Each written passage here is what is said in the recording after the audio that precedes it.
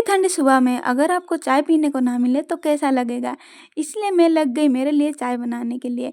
काली चाय है लेकिन अभी तक ये उबली नहीं है क्योंकि बारिश के कारण से लकड़ियाँ जो भीग चुकी है, चाय होने के बाद और चाय के साथ पकौड़े ना हो ऐसा तो मेरे लाइफ में हो ही नहीं सकता।